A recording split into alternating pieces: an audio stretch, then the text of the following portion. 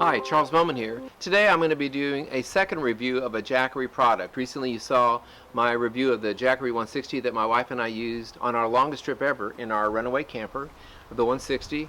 And now today I'm going to compare it to the Jackery 500.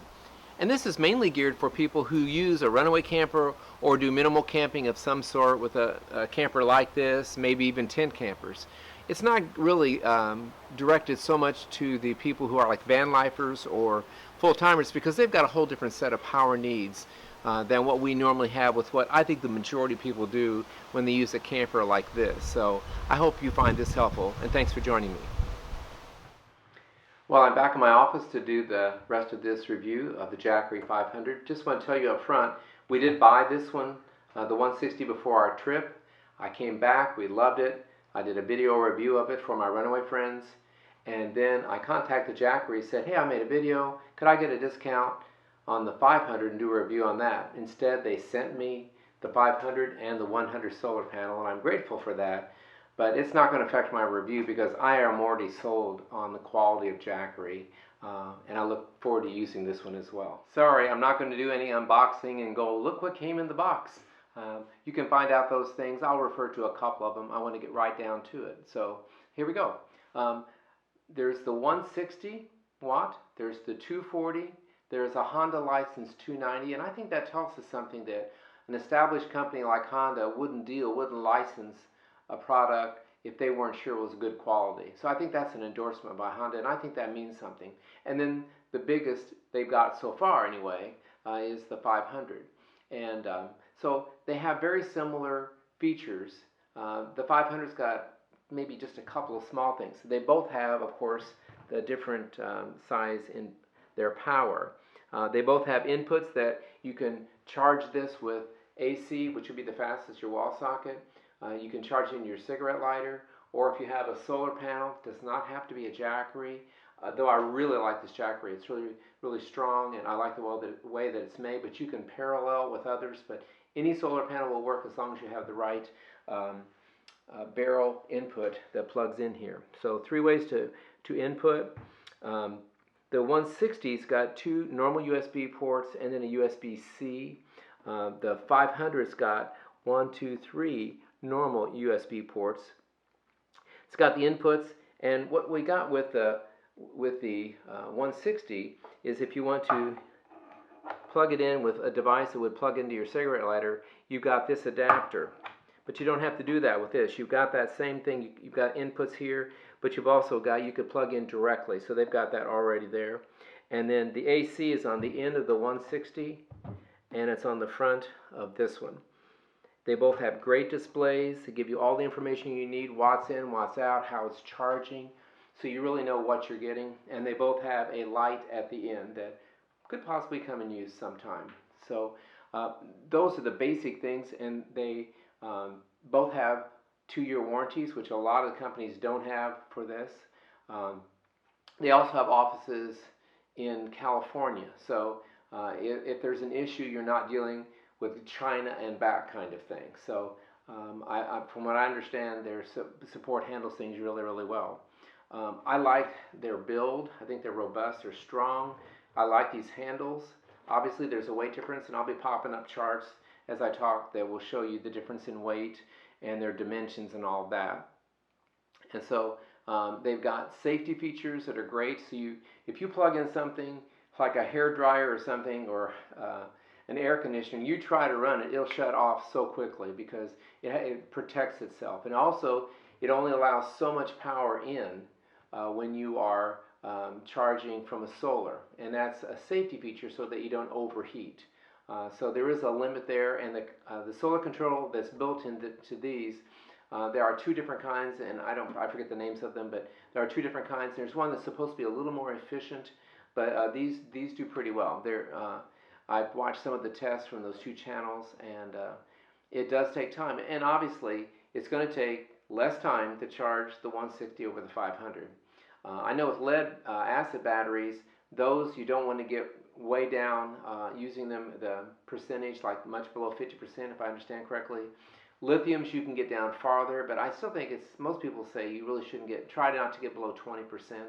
I tend not to let this one get down very far, so it didn't take long to charge back up. And we usually charged ours with the cigarette lighter when we were out on the road.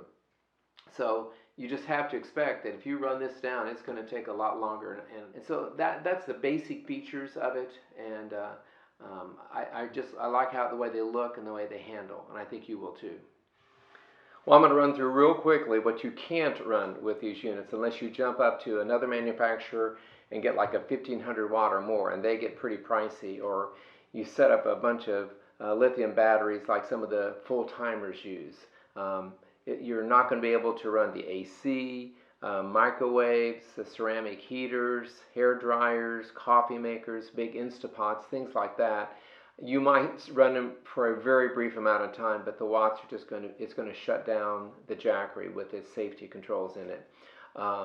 CPAPs, from what I understand, if you run it without the heater and humidifier, and I don't know anything about them, you can definitely run one with, I believe, in the 240, 500 for sure. And if you do it with a humidifier and the heater, you could, but probably not more than 2 nights without having to recharge the unit.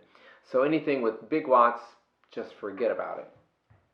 Okay, so what can we run with a Jackery 160, 240, 290, or 500? Well, they're battery packs, and so they can obviously recharge cell phones and tablets. When you get up to the Jackeries, then you now can charge up laptops, and every laptop's different, so I can't say you'll get so many charges per each unit for a laptop. It depends on the watts that laptop runs with. You can run all kinds of lights inside or outside of your camper, especially if they're LED lights. And if you can find 12-volt versions of anything, you're much better off than plugging into the AC. So if I'm charging camera batteries, my Nikons, I found an off-brand USB charger that will work with one of the USB ports. I do want to warn you though, if you have anything that runs via USB, really check on the amount of draw that it takes, because I've read examples of some USB devices burn up a USB port because it was too much. So again, you've got to do your math, you've got to do your due diligence on making sure that it's going to run correctly. So mini fridge with a 12 volt, there are 12 volt TVs, some even have a DVD player built into them. You could just run a regular TV with a DVD player if you're using the AC, though of course you're using that inverter, which does use up some of the power. And so those are the kinds of things I saw Hobotech on his channel. I think he even ran an ice maker. I have a Skyroam hotspot, and you may have a hotspot, and I can charge that. It's USB, so that's going to save on the conversion. You may want to show a movie outside on your camper with little micro projectors, so you'll be able to run those. Probably that's AC. I don't know if there's a 12-volt version. Some mini dehumidifiers, but really check on the draw on those. White noise makers, and just a lot of different things that you can use while you're out. And many times if you stop at a Cracker Barrel or you're in a parking lot, you may want to run a fan, and so they would be perfect with USB. As a matter of fact, the other day I went and took the 500 outside, and I plugged it into my Runaway, and I turned the air conditioner on. Not with air conditioning, I had just the fan going, low and high. It ran perfectly with the 500, and it was using something like 60 watts. So if you just wanted to get some air moving around in there, you could do that. I think you'd be better off if you had like a USB or 12-volt fan, but it actually ran it. If I had turned the AC on, it would have shut the Jackery 500 off in a hurry. So that's just some ideas of the types of things that you can run with the Jackery 500, 240, or 160. And how long you can run those devices, of course, depends on which of those units you have. Well, there you go. That's the end of this part 1 of the Jackery 500 review. You'll see a part 2 in about a month after we come back from our trip and have used it extensively on our trip down south. I think these are a great addition to people that have mini campers like the Runaway and others. They don't have huge power needs, and I think they would work well for just about anybody.